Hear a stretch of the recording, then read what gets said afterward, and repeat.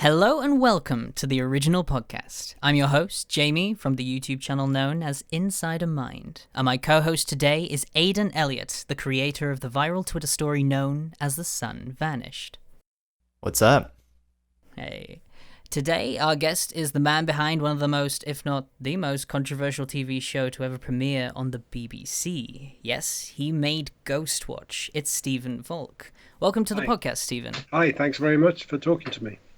Yeah, it's great to have you on. We're big fans of Ghostwatch. It's really fascinating piece of TV history that a lot of people have recently been watching on my channel. So great, that's fantastic. Yeah. Everyone's been lapping it up, so it's great to finally have you on the podcast and talk about some of the behind-the-scenes stuff. One of the first things I think we'll start off with is a little bit just before Ghostwatch and more about you. And how exactly, I'd like to ask you, how exactly did you get into writing horror? Wow. I think how to, it can be a long story how people get into writing. I guess I've always liked stories. I grew up, I guess, being more interested in art than writing stories, but the two things kind of overlapped. In my teens, I kind of went to art college, so I studied art with the idea of being a graphic designer, and then I got kind of waylaid into really being a filmmaker in college and studying film and making animation films, which ended up with me going to Bristol and studying radio, film and TV, which is a kind of a short course in parallel to the National Film School, which is a 3-year course. This was just a 1-year, what we call postgraduate course. I'm not sure what it's called in the States. After you've got a degree, in other words. So I had a degree in art, and then I did a postgraduate degree in film and TV. And after that, we were all sitting around in the pub, wondering what we were going to do with our lives. And somebody said, well, why don't you get a job as a copywriter in an advertising agency? So I did that really on the strength of the fact that I would get a typewriter on my desk and I could work on my own things in the evening. So that's basically what I did for, I guess, about 10 years through my 20s. And then I think when I was, but in the evening I would work on screenplays the whole time, and just in those days, literally package it up, stick a stamp on it, send it off somewhere, get on with the next script before you hear back and get a rejection. So it was literally a case of walking to the post office. Unlike now where you send it with a click of the keyboard, it was literally, you had that blissful couple of days where it was in the postal service and you could believe that the next person that was going to receive it might say yes, So anyway, I did that for kind of 10 years, and my first produced screenplay in 1986 was a film called Gothic, which was directed by a notorious director in those days, Ken Russell, who'd done The Devils and various films like that, Women in Love, and was quite notorious and a bit of a enfant terrible of the British cinema. So, and then I went to America, made some films there, one of which was directed by William Friedkin called The Guardian. So I worked with Bill Friedkin for a few months, Sam Raimi, some people like that, Penny Marshall, various scripts. And then I came back in the late 80s to the UK, where I lived that whole time, and was starting to think of new ideas for UK TV, specifically the BBC. Shall I get straight into how Ghostwatch came about? It seems to segue into that. So shall I just keep talking right. about how that? Yeah, if it segues straight into Ghostwatch, I mean, eventually go you can for interject with something pertinent. Exactly. You might as well segue in yourself. Yeah, there you go. I may as well just keep talking at this point. So my agent said to me, why don't you get in and chat to some producers at the BBC with the idea of a supernatural drama series? And she knew that that's what I wanted to do, and I'd had some feature film scripts sold and that kind of thing. she said that she thought the appetite might be there at the BBC for a supernatural drama, 5 or 6-parter. 6-parters there used to be in those days, 6 times 1 hour kind of thing. So I kind of saw a producer called Ruth Baumgarten, and we cooked something up. And I think right from the beginning, for some reason, it was called Ghostwatch, but it was a conventional drama, as let's say shot like the X-Files or something. It was a straightforward drama about a documentary film crew getting in cahoots with a psychical researcher or paranormalist, you'd say now. So that was the concept. And the BBC didn't want to do it as a series, so we were sitting around thinking, does that mean it's dead? And I picked up on the idea of one part of my plan for the series was a live transmission on TV from a haunted house. That was my final episode of this serial that I'd put down on paper. And some reason I said, well, why don't we just do that last episode, but do it as if it is going out live, and kind of the rest of my series in my head would then become the kind of backstory. But we'd have to kind of do it as if it's really happening, like an outside broadcast, etc. And I can't remember whether she said, oh, you mean like War of the Worlds? She might have said that. She might not have said it. But I know we were both thinking it. And I know she was also thinking what it could be, as well as something scary. Kind of she knew what I would be after trying to do as a piece of drama. And it just excited her, really. And somehow, we got it through the system to get commissioned. It wasn't instantaneous, obviously. Went through lots of script changes. But that was the start of it, at least. All right. It was... sorry, I just have a quick question. I'm curious just on the specifics, like how, like, for example, did Mr. Pipes, like, how early did that come into your story structure? Like, was that during like the traditional drama part of writing, or did that come later? That's a good question. Well, I think my original drama was more kind of multi-story idea. It was kind of like 4 or 5 strands of story all happening in different parts of the country. And even the first version I did of Ghostwatch was supposed to be a nationwide broadcast. So there were lots of kind of local reporters out in haunted places, and then we gradually homed in on one place. And when the director Leslie Manning got on board, I think she said, look, it'd be ridiculously expensive to do all these different things. If we're going to home in on this one place, why don't we just home in on it at the beginning? So very swiftly, I kind of wrote in the idea that we'd already decided what was the most haunted house in Britain. So we're going to go there. We're not going to have a kind of lottery to find it. We're going to go straight there. But funnily enough, first of all, he is called Pipes rather than Mr. Pipes. He's only called Mr. Pipes once in the whole thing. And that's by the little girl. Otherwise, he's called Pipes. But it's funny that over the years, people have called him Mr. Pipes, like it's his name, which is quite interesting. It's part of the ongoing mythology, I think, really, which I quite like. It's become a kind of almost a piece of folklore in its own right, which is curious.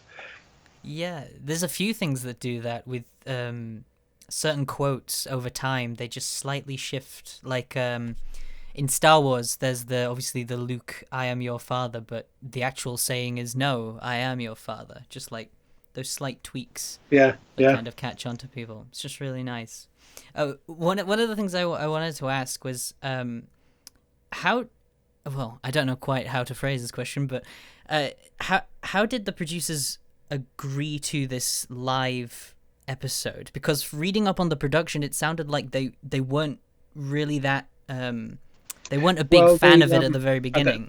Ruth, the producer, always got it and got right how it would be visualized, and the director also knew that it had to be done in a certain kind of lo-fi way, the way you would do an outside broadcast. But the executive producer, a guy called Richard Brooke, who is more used to making 90-minute dramas on film for his Screen One slot, it would always be a kind of a TV movie that looked like a TV movie. You know what I mean? They'd always be made on 16mm film, and they'd always be edited like a movie. And he admits in the documentary that we did that he never really understood why the hell we'd want to do it on video, which is kind of in those days tantamount to saying cheap and nasty. Bad lighting, bad flat lighting, no atmosphere, bland sound, and all the rest of it. All the things you don't want to do in an atmospheric drama. And in a genre like horror that depends on atmosphere, that depends on all the things that kind of aesthetic can't give you, he just couldn't get his head around it. He couldn't get his head around why we'd want to make it so, to his mind, kind of badly. But the whole thing for us rested on the technique coming across as genuine. It was about that to us was the integrity of it, just as to him integrity meant you've got to shoot it well, it's got to be well photographed, it's got to have a good director of photography and all those things you'd normally say. In the same way, I had to rethink how I was going to write it, because I couldn't write it like a normal screenplay where you plot it and you try and bury the exposition, or what's the one thing you don't do in a screenplay? You never do. You always show rather than tell. Okay, you never have a kind of rubber ducky scene where someone tells you their story. It just kills a film stone dead. But if you look at television is completely the opposite.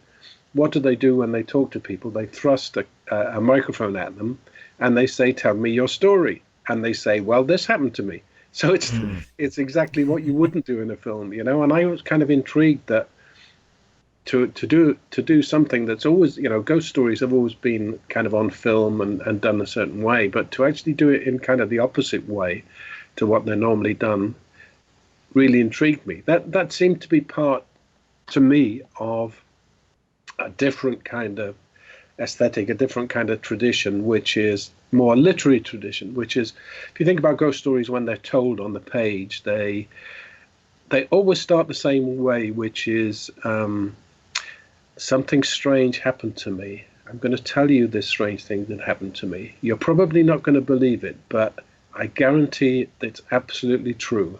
No, it really, really did happen to me. Okay? And it's usually in the first person, like I've just said it, and it's usually, you're not going to believe this, but it's true. And I've always been intrigued, how would you do that on TV, where everything is absolutely in front of your face? How do you say, no, you're not going to believe this, but it's true? And obviously the answer is you do it like live TV, like it's really happening. That is the way you do the equivalent of the literary way into a ghost story. So that's the kind of thing I was playing with, I think. And also the idea of breaking that boundary between fact and fiction. It does have a kind of long precedent. If you look back to Edgar Allan Poe's stories, he very often, in the magazines he published his stories in, he'd write stories that were deliberately concocted to seem like non-fiction. He'd write a story called The Balloon Hoax, or a story about a balloon going to the moon, or mesmerism, a story about mesmerism that seems to be about hypnosis. It seems to be a kind of article about hypnosis or being buried alive, but then it becomes a story.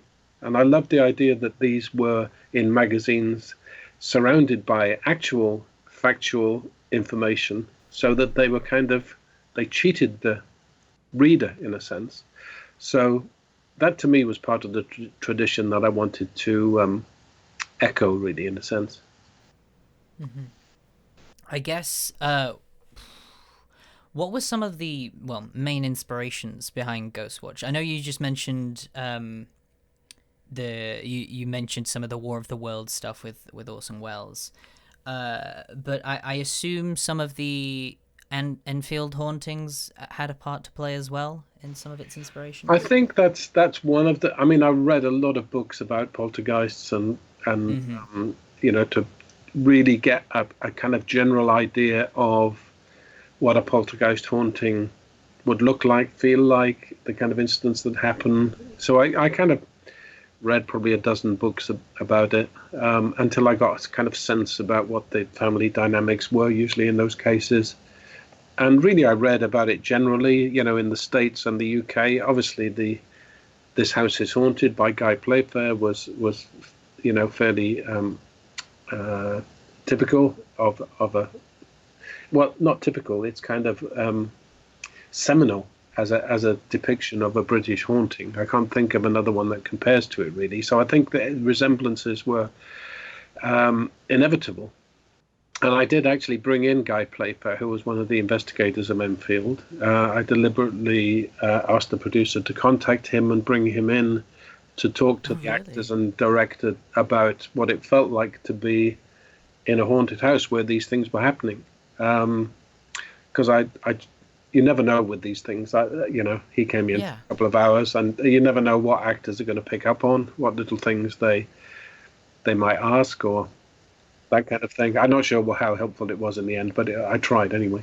But it was more trying to find an idea of depicting something that felt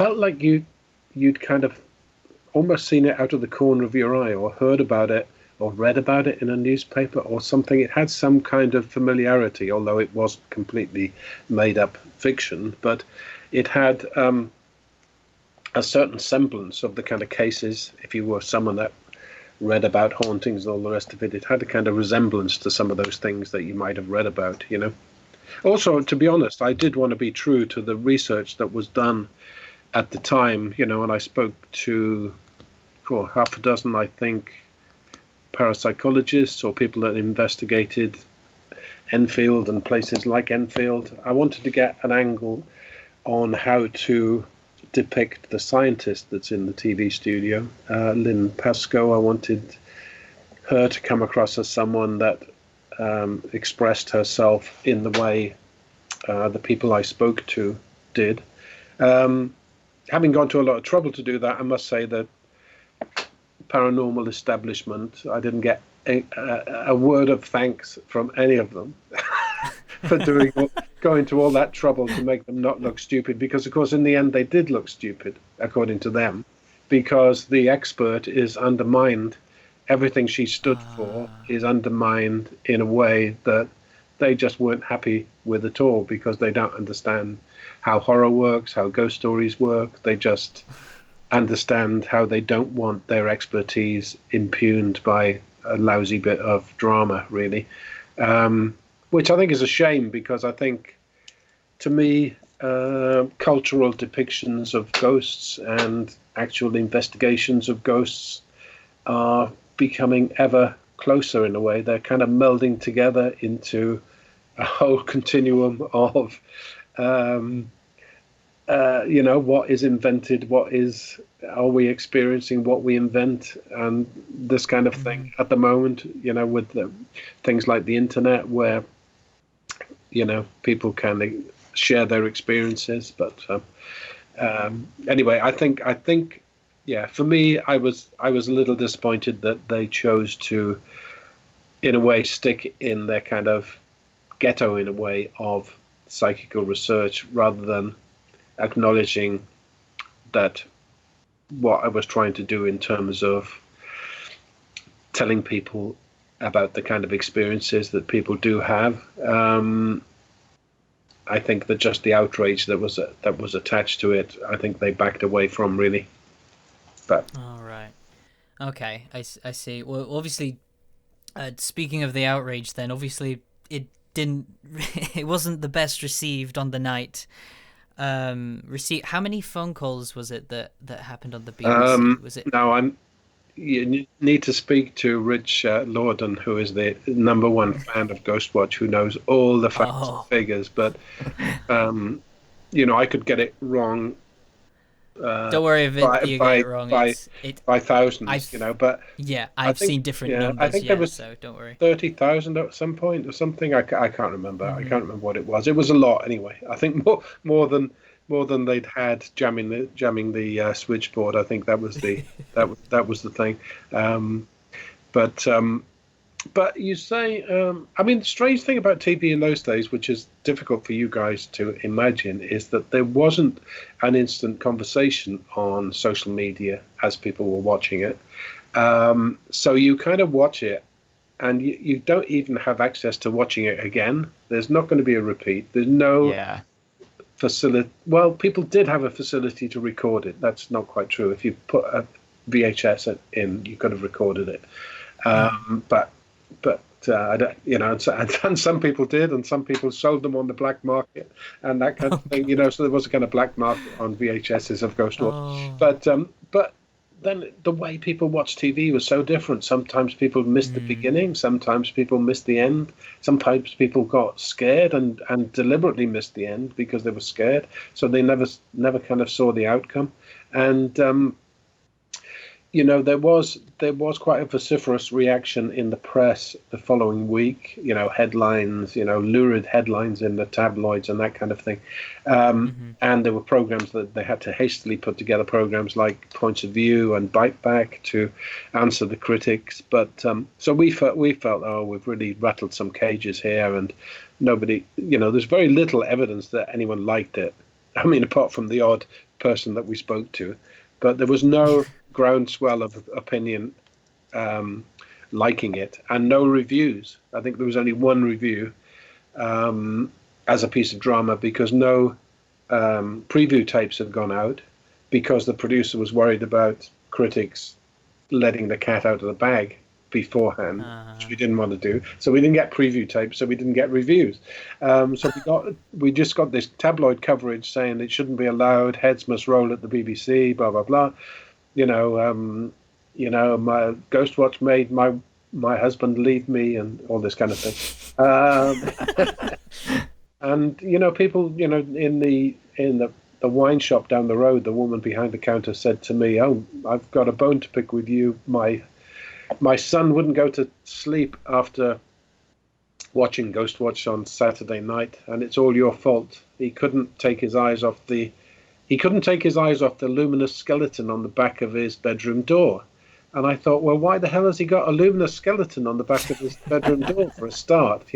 Don't blame me. Oh my God. So all sorts of things like that. I mean, crazy things like that, which are kind of a mixture of amusing but you see, my point is, we didn't really get a positive reaction at the time, and it wasn't until 10 years later when the BFI brought out Ghostwatch on DVD as part of their archive TV classics or whatever it was, that people started kind of coming out of the woodwork, and then the internet was in full swing and people could talk to each other, and quite rapidly after that people started having a conversation about it again. And Leslie and I would be asked to screenings at universities, and we'd sit there and we'd get quite good feedback, very good feedback, and we realized, and people would come up afterwards and say, it terrified them, let's sleep with the light on, but they thought it was a great program. And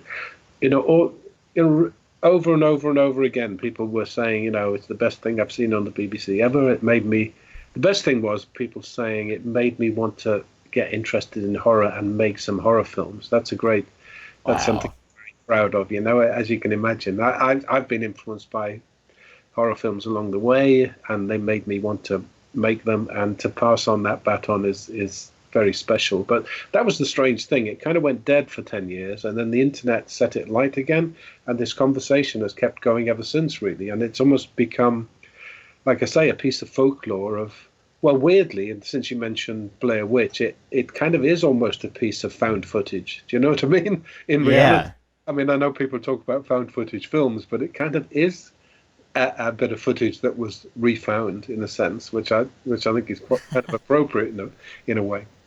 That's true. Yeah, very true. People finding it 10 years on. What did you personally feel during, the 10 years before it, when it went dark and disappeared? Because you were obviously very confident now, and obviously proud of Ghostwatch to this day. But what were you thinking during that 10-year period? Because obviously you were not, like you said, it was harder to see anyone liking it. So it's... Well, to be did honest, you ever feel... I was Go on. pretty proud of the the finished result, because all the way through I thought this could be a disaster. This could just not work. I mean, the BBC at one point said, let's do it with actors instead of real presenters, or let's put a caption up telling people it's not real, or let's, at every turn there were a million ways that it could have completely, shot itself in the foot. So to get away with it at all and get it made, and the BBC did make it, in credit to them, they did produce it. So I don't want to slag them off too much, but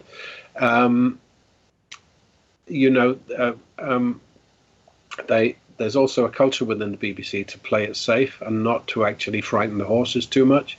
So it's kind of like, can you tone that down a bit? We don't really want to get noticed. There used to be an old joke that said, if you want to keep a secret, tell the BBC publicity department, because they don't really want to it's such a law unto itself. It doesn't operate like a commercial company in a way at all, and so you have to operate within that. And luckily, we had a producer and people that knew how to operate in that. But it wasn't easy for them. I mean, there were loads of battles, I'm sure, along the way that I was not privy to.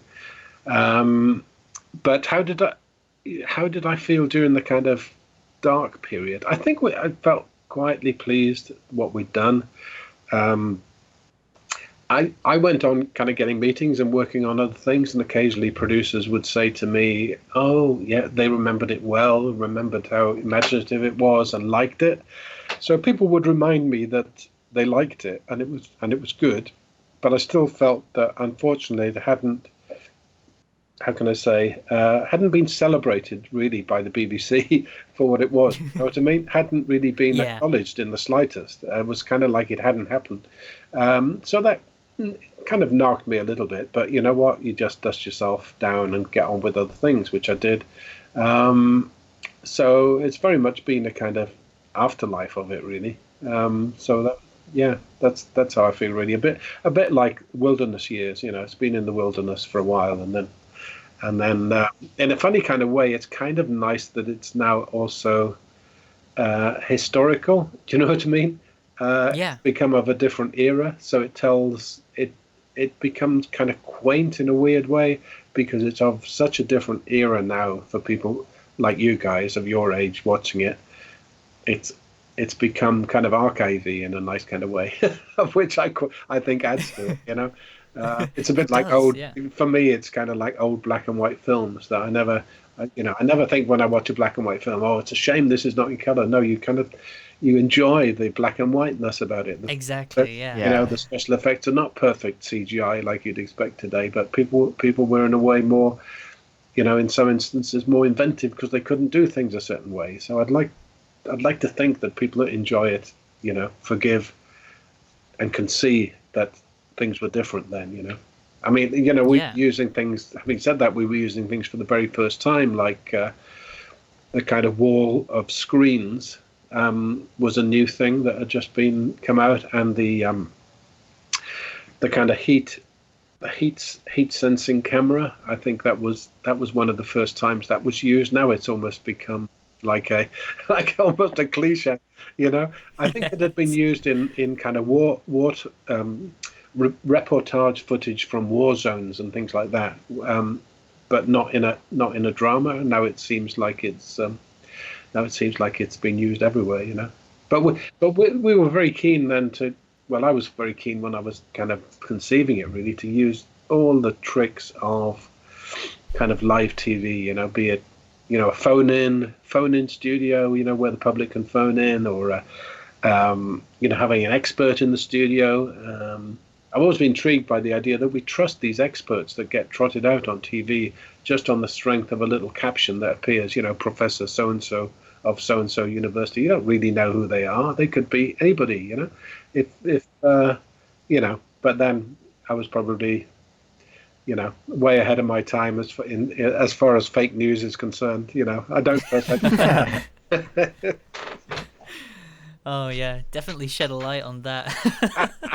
Oh dear, honestly. Actually, speaking of modern time, there's a question I wanted to ask you because it's something I've kind of been thinking about ever since I did research on Ghostwatch and even Orson Welles' War of the Worlds, and it's the general public and the reactions to stuff like this. So obviously there's been more recently this idea that we are a lot more fragile now on the internet, and we get easily offended by things around us. But looking into things like Ghostwatch and Orson Welles and the reactions to those, or even the idea of at one point Bart Simpson was considered edgy and dangerous to teens, and Garfield even was at one point as well. So I kind of wanted to ask you, because obviously you lived through those particular moments, do you think there actually is a change, or do you think humans have always kind of had that group of people that have always been upset by this it's kind of interesting to stuff? look back at the history of horror, isn't it? If you look back, a friend of mine is a great expert on Hammer films, for instance, which is one of my great loves, because I grew up in the 60s with Hammer films. And they're quite, as I say, quaint. That's probably not the right word, but quite safe now to look at. And they're more a kind of fairy tale kind of land of bad and good, evil, good and evil, rather, doing battle in these strange kind of Transylvanian landscapes, and you don't really get upset or terrified by them. But if you look back, it's quite instructive to look back at the reviews and the coverage of them when they were released in the late 50s, early 60s, and they were absolutely pilloried for being repugnant, sadistic. I mean, they were using red blood for the first time on screen, a lot of it, and people hadn't seen red blood when a stake goes through a vampire's heart. You know what I mean? And it's incredibly difficult for us to put ourselves back at that time and think that those films could have been appalling to certain people watching them and really nightmarish. But to us, they seem quite safe, But then again, they have a certain charm. I think anything made with integrity, whatever the age that they're made in, stands up, I think, really. I remember my nephew, when Peter Jackson's King Kong came out, he'd just seen that, and the original King Kong from the 1930s was playing on TV. Strangely enough, given that was probably an X film when it was released, it was playing in the afternoon. And my brother said, "Oh, watch this," because my brother and I were big fans of it, and he started watching it, and predictably he said, "Oh, this is rubbish. Look at these special effects; they're absolute rubbish," And oh God, that's terrible. He kept moaning about it and bitching about it, and but by the end, it finished. For a start, it's about half the length of Peter Jackson's mammoth film. So it's over in 90 minutes. And he went very quiet and he said, "That was a good film, that was." And I just thought, you can take a film from like 1931 or whatever it was and show someone, okay, they might moan and bitch about how old it is and creaky and terrible. But if it's made with care, I think they still stand up, and I think the same with the Hammer films.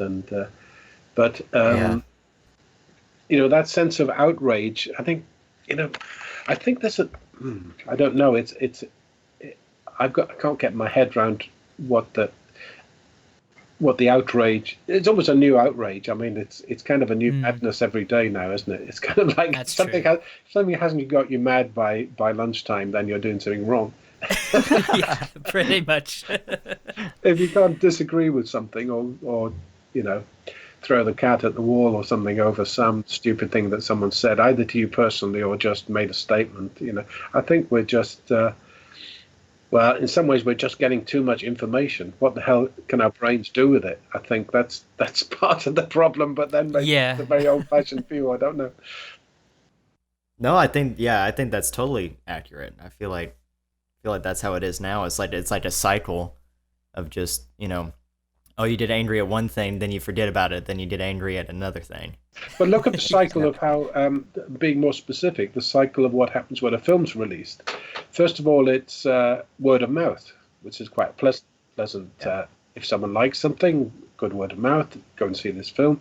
Before you know it, I mean, literally within a couple of days, oh, that's not as good as I thought it would be. Then Then it's, oh, that really was disappointing. Then it's, you know what, shouldn't be allowed. And then it's kind of like, who the hell is recommending this pile of shit?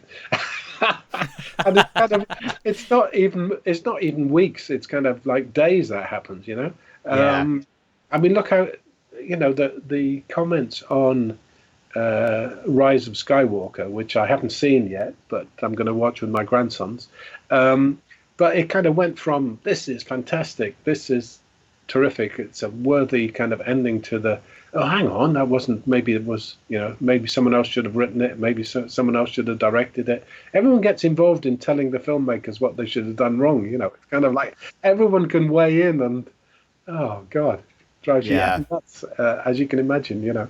But then again, everyone wants, in some ways, I feel bad saying about it negatively, because people like me, over the years, I mean, what have we craved more than kind of dialogue with our readers and viewers? I mean, it's a remarkable thing in a way, but there's a flip side, which is about, let's face it, kind of fandom in a way. I think I'm saying that as a shorthand, not all fans, but certain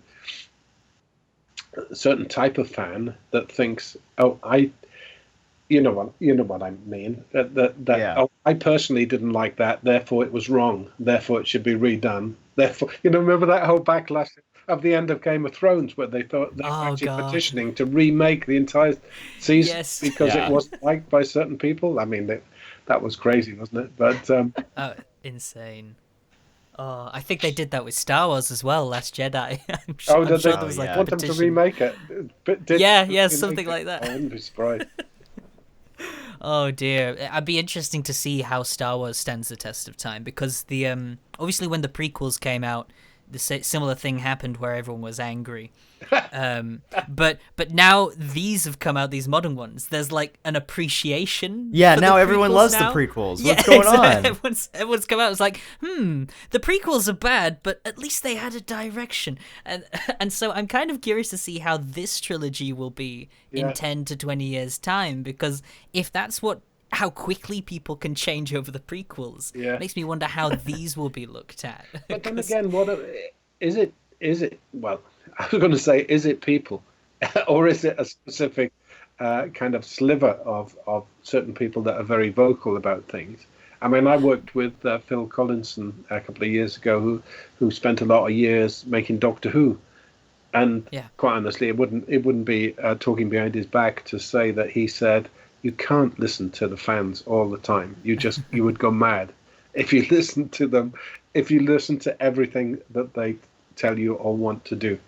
And I think it would be the same for Russell T Davies. You know, it would actually negate anything a creative person would want to do if you did. You know. Anyway, we're digressing massively. No, it's fine. It's usually a good thing for a podcast, just talking about the different stuff. But I think you're right, though, about it being that minority. It's same with Ghostwatch, I think, for the backlash of it. While it was like around 30,000 calls, assuming that's correct. Obviously, the big fan of Ghostwatch can correct me if I'm wrong. But 30,000 phone calls, but there were supposedly 11 million people watching, you know. So even though 30,000 is a lot, there's another 10.9 million people that didn't call in. So you know, it is one of those. It does make you think that if it is just the vocal punch. Absolutely. Oh dear. So I guess, well, I have one main final question that I'd have for you, and it was, do you have a favorite piece of work that you've made that isn't Ghostwatch? Ooh. Yeah. You know, I like different things about different projects. I mean, there are a few projects that I can kind of confidently say went off the rails, so there's not much love lost. And you know, you never enter into spending, say, 5 years writing and rewriting a script for it to end up badly. And sometimes they become bad experiences, sometimes they become not so bad experiences, but they've become films that you can't really own because they've gone through a lot of other writers, and they've kind of they've ended up as something you can't honestly recognize much in that you began with. I guess some things that, I'm pretty proud of a film called The Awakening that was done 2011 with Rebecca Hall in the main part. She played a kind of skeptical ghost hunter in 1920s England, and it was a kind of a variation on the theme of Turner the Screw to a certain extent. And I think Nick Murphy, the director, did a superb job of the atmosphere, and it's beautifully shot and performed. And I just loved the experience of seeing her inhabit that part, I must admit. I mean, I'm very proud also of Afterlife, which was an ITV series I did over two seasons in 2005, 2006 with Andrew Lincoln and Leslie Sharp. And I made that with Clerkenwell Films, and that really probably was my best experience of working with a group of people, and including the actors. And we did 14 episodes in all, I think, and it was just a great experience. And I actually felt that my writing leapt forward because I was actually writing for the actors and for the people that I was not for. I mean, I got the benefit of knowing that what the actors were going to do. That's one of the beauties of an ongoing TV series, is that you set it rolling, and then you see what the actors do with the roles, and then you kind of write for the strength of the actors, and that's very intoxicating. I remember, just visiting the set, which I always really enjoy doing, because it's the way you can take a day off as a writer. You're not expected to do anything, just hang about, Often the crew look at you as if, who the hell's that, but I quite like that. But Leslie said to me once, it was about Andrew Lincoln played a skeptical psychologist, and she plays a spirit medium, and he's kind of writing a book about her and getting involved in the cases that she's involved in. And he's lost his son, and she's trying to persuade him to get to terms with his grief, really, through the series. And they were both magnificent in it. And one time at the canteen, she said to me, what I'd really like to happen is that I'd like her to get really, really drunk and tell him what she thinks of him. So I thought, all right, I kind of buried that away. And then it so happened that ITV was so pleased that they gave us another episode to play around with. So what I thought was the climactic episode of series 1, we had another episode, and I thought, you know what, I'm going to do that scene where she gets blind drunk and tells him what she thinks of him. And it was quite extraordinary, because it was the easiest scene of the whole thing to write. It just kind of came out in one go, because I knew who I was writing it for, and they did it absolutely word for word as I put it on the page, and it's kind of my favorite scene that I've written, because I felt I'd kind of nailed those characters and also given them what they kind of wanted instinctively. So that was good fun, and things like that were really good moments, Yeah. Oh, that's great. Okay, I think I have gone through most of the questions that I was going to ask. Is there anything else you want to add, Aidan? Anything Ghostwatch related or anything else? I mean, I think this was really enlightening. It's just fascinating to hear you talk about like how this thing, because it's so mythologized now, it's kind of hard to see it as like a normal story, and to hear about normal. You like making it. What's that? It was never normal. It was never going to be normal, was it? I tell you funny things that have happened lately. Like a couple of days ago, somebody on Twitter sent me a little drawing they'd done, and it was the characters from Ghostwatch done as cartoon figures, and I thought, Jesus, that's absolutely brilliant.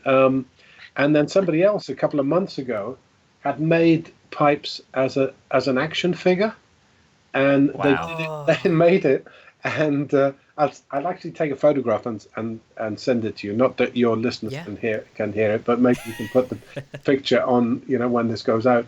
But Yeah. it was such a touching thing that someone said, you know what, I'm going to make this action figure. And they did all the kind of bubble wrap around it and stuff and sent me a copy. And somebody else did a little metallic pin. What do you call it? Like a tie pin, but a lapel pin, I suppose you'd call it. And it's a picture of Sarah Green in the Ghostwatch T-shirt. That's another thing. So maybe I'll send you a picture of those couple of things, and then you put them in when you put your podcast out. Absolutely. You can find all sorts of stuff. By the way, if people are really going to be mega fans, on my website, which is www.stephenvolk.net, Stephen with a PH, stephenvolk.net, and there's a big long page about Ghostwatch with lots of links to God knows what. Even a spoof. I think there's a spoof of Pipes appearing on The Simpsons. That someone Really through that. Yeah, so you can. Okay, I'm gonna have to look up that. Yeah. Yeah. Oh man, great. It'll suck you into the internet and you'll never get out. I know, I'm gonna fall down a rabbit hole now, aren't I, with all these different things that people have done for the Ghostwatch.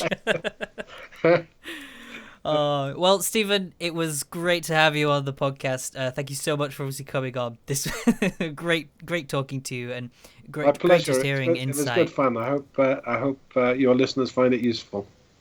Yes, great. Thank you guys so much for listening, and we'll hope to see you in the next episode.